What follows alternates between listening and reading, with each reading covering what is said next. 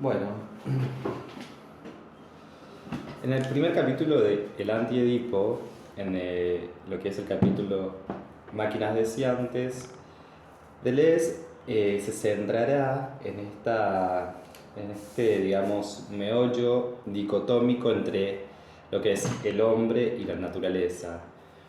Va a pensar este vínculo, ¿no?, como, digamos, un falso vínculo en torno a una falsa dicotomía, justamente, pero sí va a plantear que esto se resuelve pensándolo como un proceso que es de producción. Ahora, no había que preguntarse qué quiere decir proceso en todo esto. Desde una mirada de, digamos, naif o ingenua de lo que es la industrialización o el desarrollo de la tecné, en lo que es la ciencia, la técnica humana, digamos, el desarrollo de la ciencia como tecné, ha habido la ilusión de que los procesos productivos se desarrollan según, bueno, a saber, desde Marx, la distribución, ¿no?, del capital, justamente, y aparte la división del trabajo.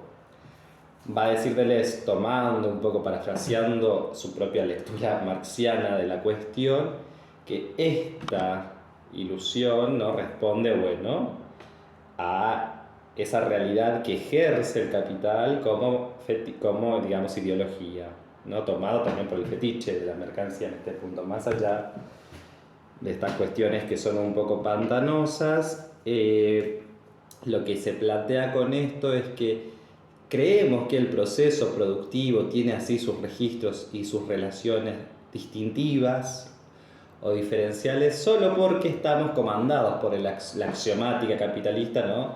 O sea, el axioma del capital, y justamente con ello viene aparejado un modo de concebir el trabajo no como un proceso productivo, sino como una división de especialización para satisfacer, ¿no?, ciertas demandas que el capital impone.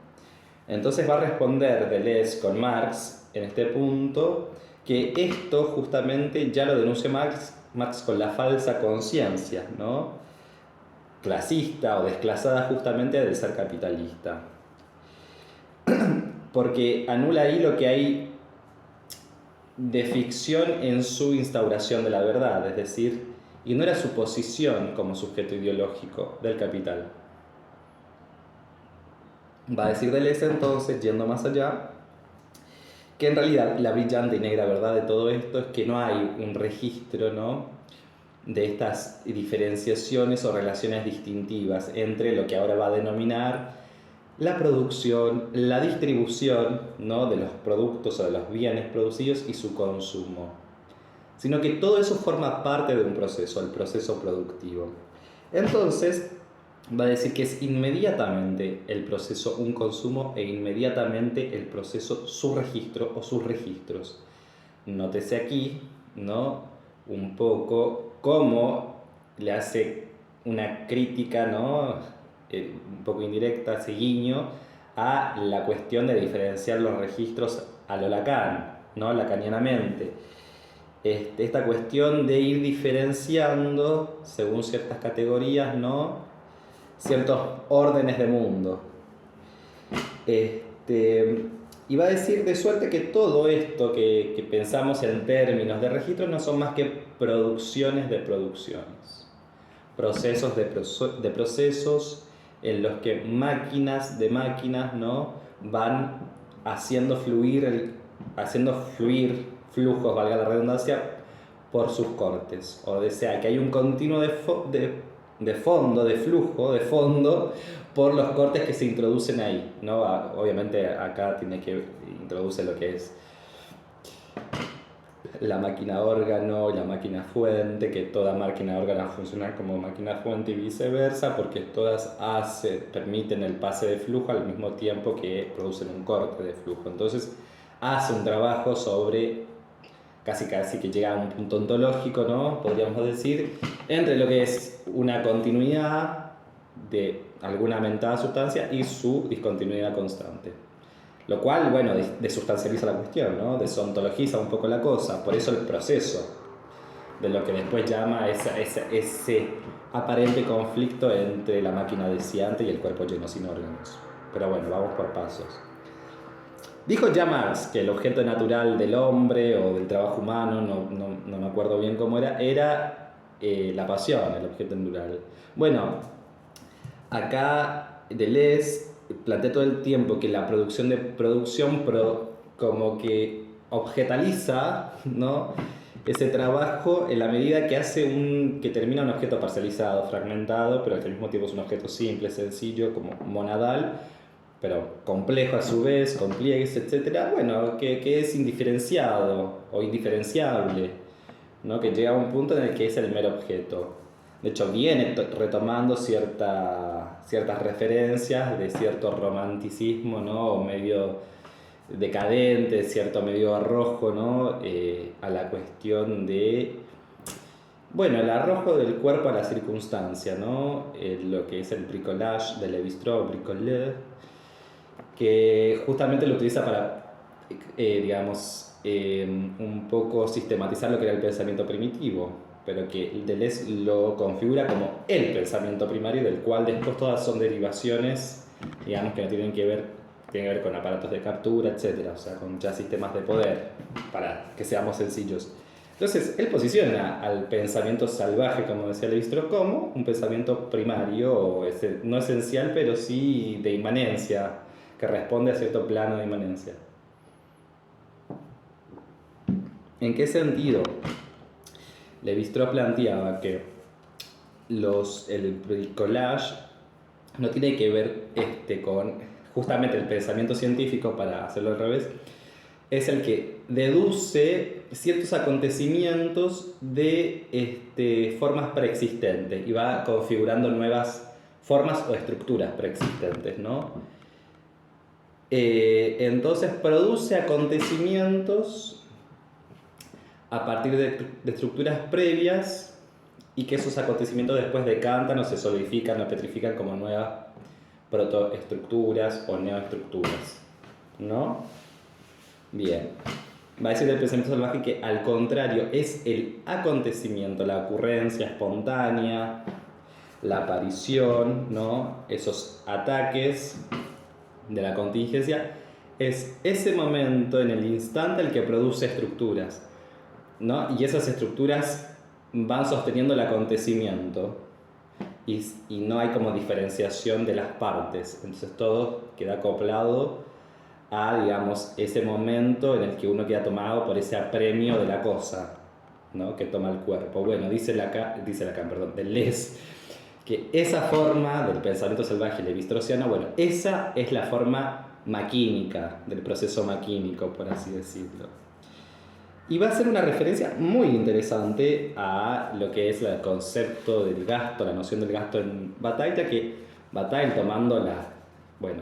retomando Malinowski, retomando antropólogos, etnólogos franceses, los padres de la etnografía francesa, toma esto que es, lo que es la teoría del don en sociedades supuestamente también primitivas o, que no han alcanzado la civilización en cierto punto, en lo que se llama las prácticas del potlatch, que son conjuras contra justamente esta ideología que denuncia Marx con la falsa conciencia, porque a su vez toma justamente, de hecho, no sé si de Beckett o de otro autor, no me acuerdo, de Henry Miller, en El Trópico de Cáncer.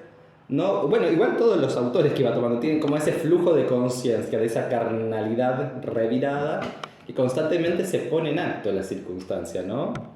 Y que justamente algo de eso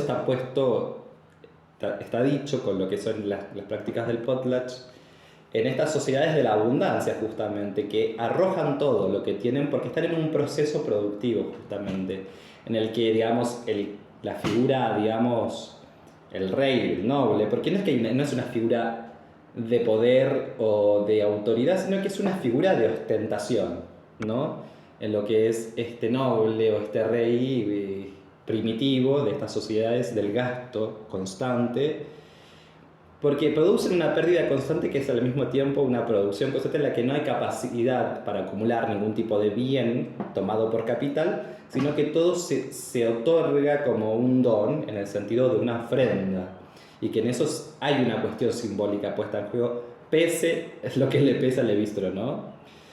Y esta cuestión simbólica, bueno, habla de estas sociedades de la abundancia. Entonces, justamente en todos los desarrollos de la parte maldita, que es como el Bataille más, ¿no? Que nos habla en términos de una antropología, un modo de entender la economía antropológica, y después los así llamados primitivos, la parte maldita, la noción del gasto. Ahí Deleuze va a plantear una cuestión que es el gasto improductivo. ¿Pero improductivo en qué sentido? Improductivo en el sentido en el que no produce, ¿no?, bienes que se puedan acumular, que se puedan distribuir y que se puedan consumir en ese sistema de diferenciación de los registros, de esas relaciones distintivas, como dice Deleuze. Y justamente a eso Deleuze lo llama, como está en el proceso productivo, lo va a denominar a eso una producción de consumo. Entonces, justamente como en estos juegos muy de autores franceses, no franceses, franceses, dice llanamente que, bueno, ahí donde Bataille dice, ¿no?, gasto improductivo, Deleuze va a decir, bueno, producción de consumo, ¿no? Entonces, tendríamos que pensar, ¿no?, para quienes le interesa esta temática del potlatch, ¿no?, de las prácticas de la abundancia directamente, del don, en estas economías primitivas que son verdaderamente prácticas sociales, del campo social. La economía está totalmente asimilada y no puede ser como diferenciada. Hay un punto de indisociabilidad entre el campo social y lo económico, porque la sociedad, lo entienden bien estos pueblos, es la economía es la sociedad, no hay mucha más vuelta que darle. Entonces, ellos realizan sus prácticas, ¿no? Y bueno, y esta es la tesis que postula Deleuze cuando plantea que el gasto improductivo en Bataille, bueno, es su producción de consumo. En el sentido de que estas producciones de consumo son producciones de producciones, de un proceso que se procesa en máquinas que se acoplan sobre máquinas, ¿no?, que cortan flujos, pero en ese corte dejan pasar flujos. Ahora bien, acá se plantea toda una cuestión, ¿no?, en la que la realización, digamos, es ese continuo de cortes y de pasajes, donde hay una cuestión en la que la producción es su reproducción. Entonces se produce ese borramiento inicial que planteamos en esa dicotomía entre el hombre y la naturaleza. Bien, entonces aquí se plantea una cuestión interesantísima, porque justamente si vamos a contramano de lo que es la medición de las cantidades de consumo para verificar qué tipo, ¿no?, de distribución hay que hacer, cómo regular eso, ¿no?, porque eso está de la mano del capital, de los sistemas de regulación, etcétera, de los intercambios. En cambio, si le damos rienda suelta a ese gasto improductivo que es constante, que es una producción de consumo en términos deleuzianos, y respetamos, digamos, es eso que la máquina funciona como deseante, más allá de estas capturas, ¿no?, de regulaciones. Bueno, lo que se va a plantear es toda una cuestión con respecto a lo que sucede, ¿no?, en el entre, lo que sucede en la intersección entre máquinas, porque si hablamos de un acoplamiento en la que la máquina fuente, ¿no?, corta un flujo, es cortada por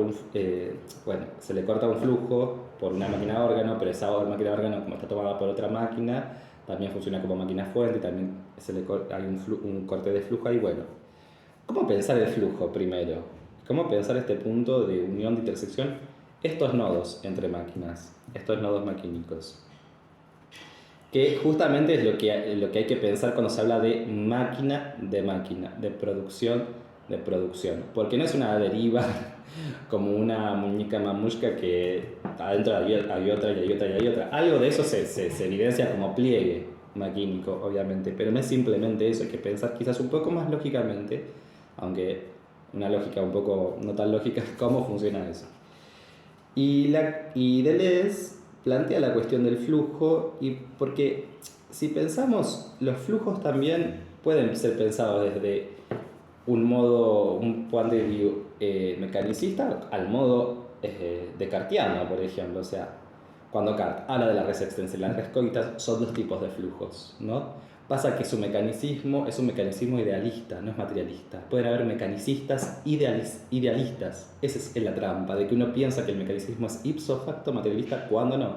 Con la psiquiatría materialista de Deleuze, lo que están planteando es un mecanismo que está muy advertidos de las posibles capturas idealistas del mecanismo. ¿Por qué? Porque, por ejemplo, digamos, el flujo o es puro. Esta es la trampa de Descartes, por ejemplo, que no está dicho en el texto, pero se deduce para entender cuál es la diferencia del flujo deleuziano. Porque los flujos de Descartes, en cambio, hablan de dos tipos de flujo, bueno, binario, pero él habla de un binarismo lineal que se extiende en todas direcciones, dice Deleuze. Ojo, porque justamente ahí también, ¿y qué pasa con esta dualidad, ¿no? Este reduccionismo, ¿no? Dual cartesiano? Bueno, Descartes plantea dos flujos, res extensa y res cogita. Uno es ideal, por lo tanto es un flujo puro, la cogitatio, y el otro es una mera res extensa, o sea, medible. Un flujo, entonces por una parte tenés una deriva de flujo puro idealizado, y por otra parte algo que no es material, que es también un flujo puro, digamos. Descartes quiere creer que es matemático, que es un flujo puro matemático, por lo tanto es un flujo puro tomado por el corte de, digamos, de lo que inscribe el número como diferencia con respecto a una letra, o sea, de lo medible. Ahora, ¿cuál va a ser la denuncia deleuziana? En el momento en que transformar el flujo puro en cogito y el otro en una ductilidad medible, en una dureza medible de la extensión, entonces es lo mismo. Ambos funcionan en una dureza, digamos, de una inflexibilidad máxima en la que no se permite algo en lo que lo vital pueda ser puesto en juego, digamos. ¿Por qué? Porque justamente o derivas para una cogitatio idealizada y lo que tenés como contraparte supuestamente material de eso es una res extensa que solamente se puede, digamos, observar, o uno puede, digamos, tener una noticia de ella mediante una medición matemática. Dice Deleuze, eso no es la vida, justamente, eso no es lo vital. Hay ahí un olvido de lo vital y un olvido del flujo, que es el flujo elástico, que es lo que rescata, y que es lo que rescata el tipo de flujo que rescata un poco Leibniz, o la filosofía leibniziana, ¿no? Con esta cuestión de poder medir las series infinites, que tienden al infinito, ¿no? En el cálculo infinitesimal. En toda la propuesta leibniziana hay una propuesta que es un ataque también a la epistemología de Descartes, de retornar a los flujos de tipo elástico, que son los que, digamos, son menos traidores con, digamos, el espíritu de la vitalidad, ¿no? Que también hay mucho de esto, de esta vitalidad profunda, ¿no? En estos autores como el Lenz de Büchner, ¿no? Que fue la primera descripción esquizofrénica que se tiene, bueno, por vía de un literato, pero interesante porque justamente en psicoanálisis generalmente se habla de las memorias de Schreber, y tenemos un Lenz que fue previo a Schreber, ¿no? Y uno de los poetas o literatos del romanticismo alemán. Entonces hay una cuestión, es que ¿cómo Deleuze hace derivar el romanticismo, su psiquiatría materialista del romanticismo alemán, ¿no? Cuidándola muy bien de los idealismos que las pueden hacer hacer fugar hacia otro lugar, o no fugar, digamos, capturar en otro lugar, ¿no? Bueno, Miller también, en Trópico de Cáncer, etc. Muy interesante lo que es Lenz de Büchner. Y hay también un pintor que tiene ciertos trabajos en lienzos de ciertos pasajes de este libro, se llama Lenz de Büchner, que relata la vida de Lenz, de este poeta, que Lenz fue el poeta romántico, uno de los primeros del proto-romanticismo, y que realmente tenía dicen una hebefrenia. Luego de él plantea un punto de la hebefrenia a la catatonía, lo cual es interesante porque hace pensar, ¿no? En esa cuestión como medio, en ese tópico literario de Arlequino y Pierrot, no maníaco depresivo, pero bueno, ahora en términos de lo que sería como nada, la nosa más psiquiátrica en el espectro, en el cuadro esquizofrénico, que tenemos por un lado la befrenia, que es todo un ímpetu, una cuestión del impulso, y después la catatonía, que es, ¿no?, esa dureza seria, ¿no?, en la que el cuerpo se queda totalmente petrificado. Que lo cual lo va a hacer pensar también un poco en esta relación, en este conflicto que se produce entre la máquina deseante y el cuerpo lleno sin órganos. Ahora bien, a lo que iba, me fui un poco de tema, pero a lo que iba, porque yo venía tratando la producción de producción, ¿no? Entonces, ¿qué es esta máquina productiva o esta síntesis productiva? Bueno, ahí se plantea una cuestión de la forma conectiva. Y de nuevo, que cuando vos lees conectivo, tenés que pensar, bueno, lógica, lógica de conjuntos, por lo menos, y además gramática. ¿Qué hay en este I? Y el I, y ahí en esta máquina de máquina de máquina, proceso de proceso de proceso, ¿no? Queda entredicho que hay un I, y un I, y un I, y un I, ¿no?, en ese punto de intersección o de quiasma.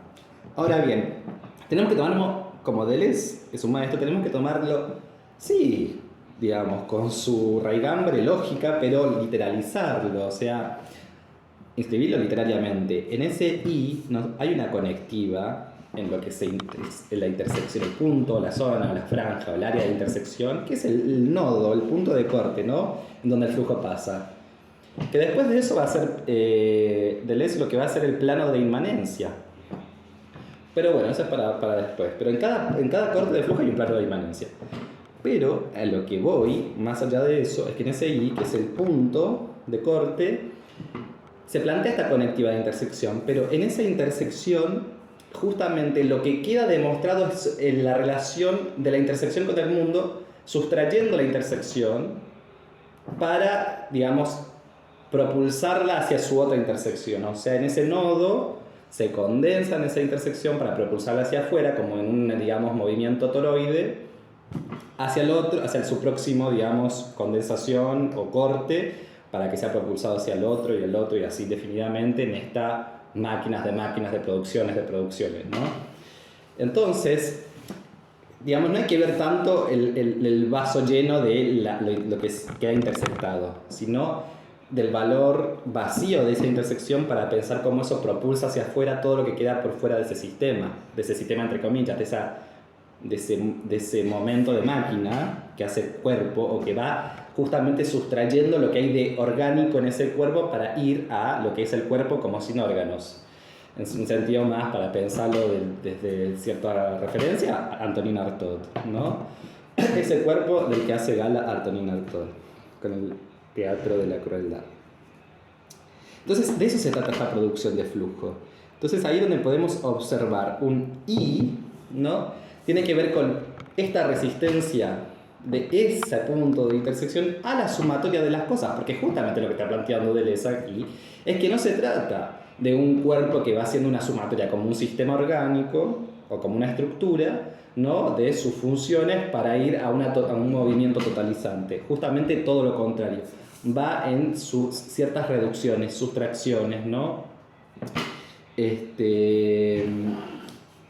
que resisten en ese resto, sustrayéndolo cada vez más por la vía de sus sumatorias en ese proceso, pero que esas sumatorias van dividiendo ese resto.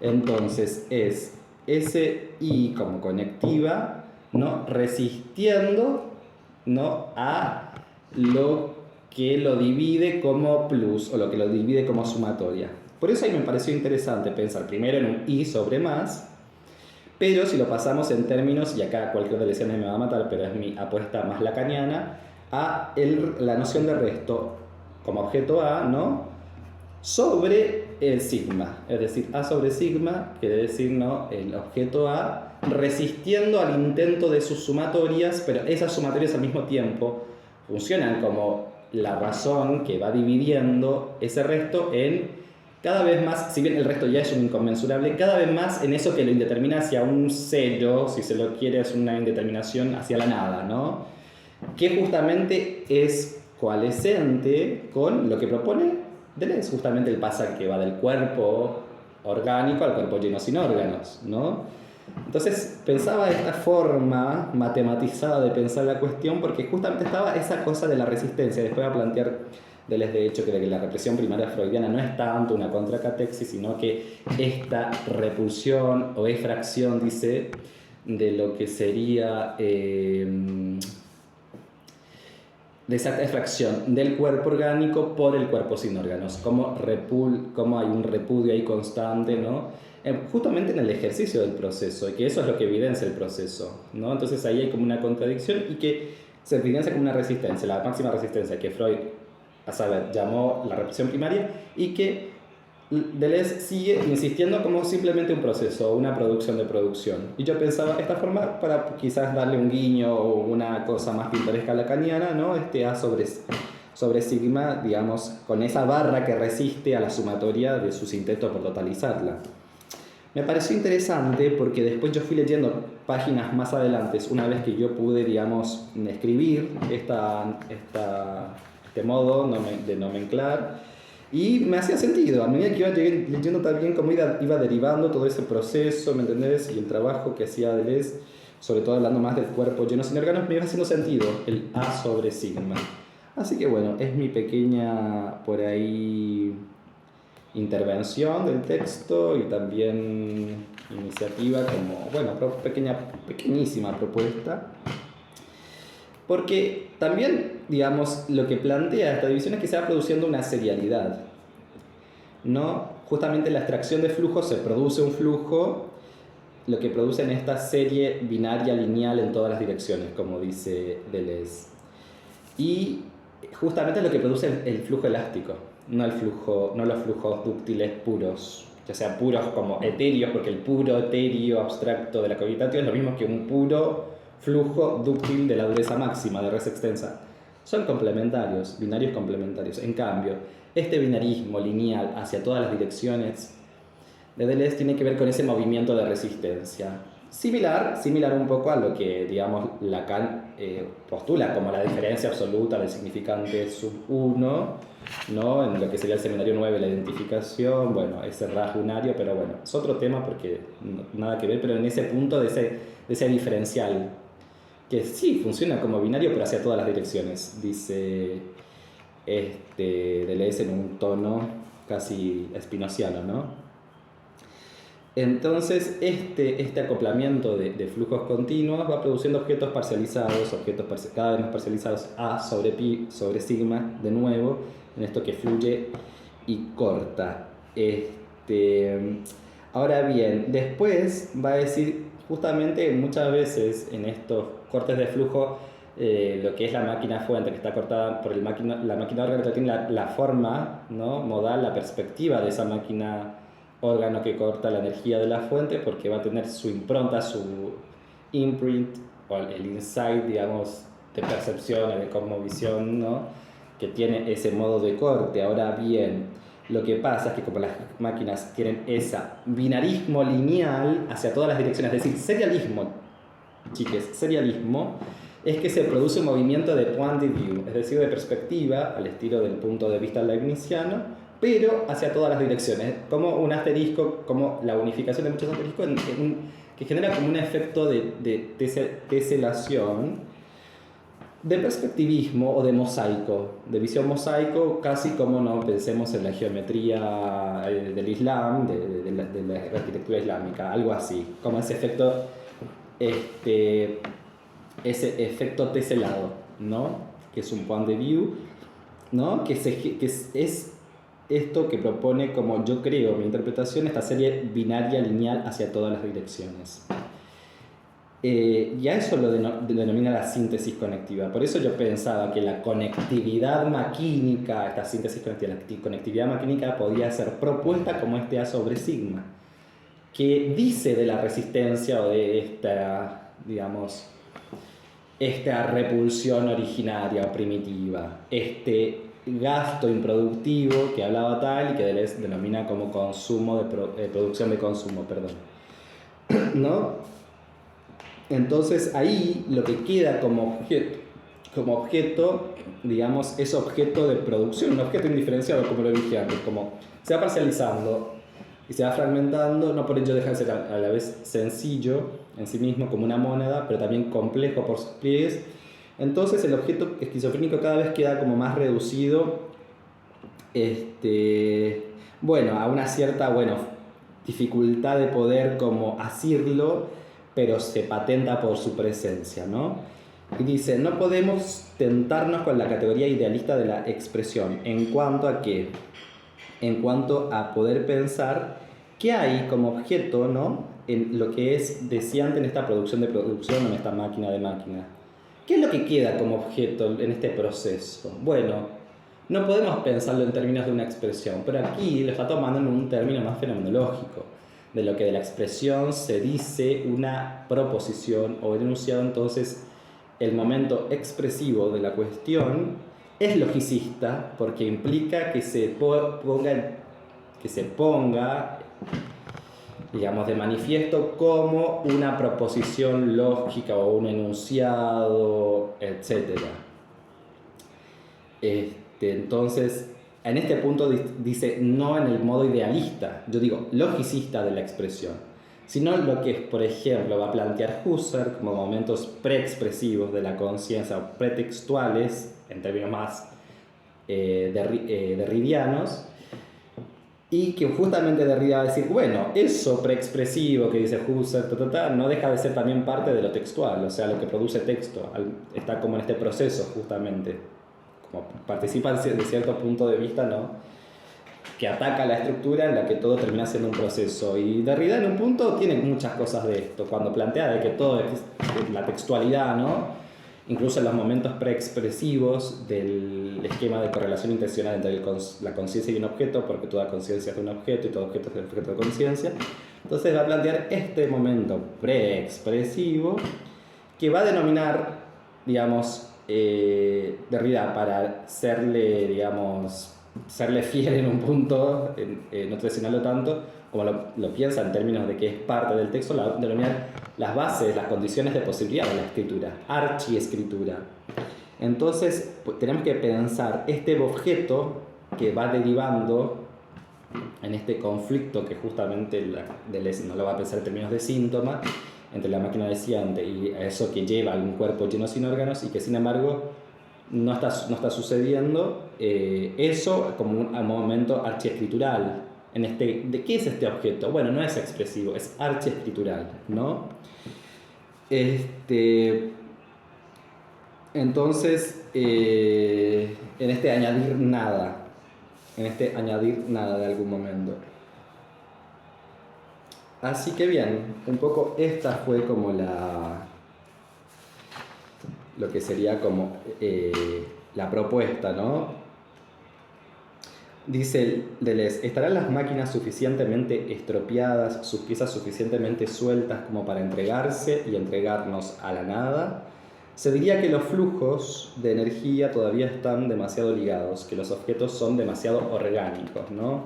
Hay un guiño también del materialismo, de lo mineral, del mundo inorgánico, ¿no? Que Freud dice, la pulsión de muerte, más allá del principio del placer, esta tendencia de lo vivo a retornar hacia lo inorgánico, ¿no?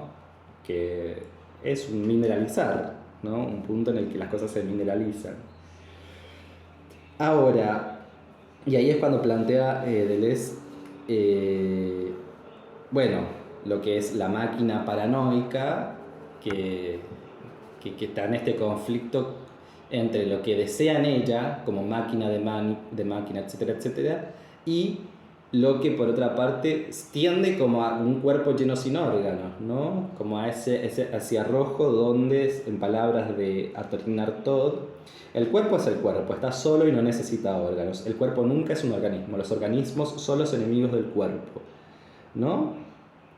Entonces creemos que dice Deleuze, es el sentido de la represión llamada originaria primaria, no es una contracatexis, esta es la repulsión de las máquinas deseantes por el cuerpo sin órganos.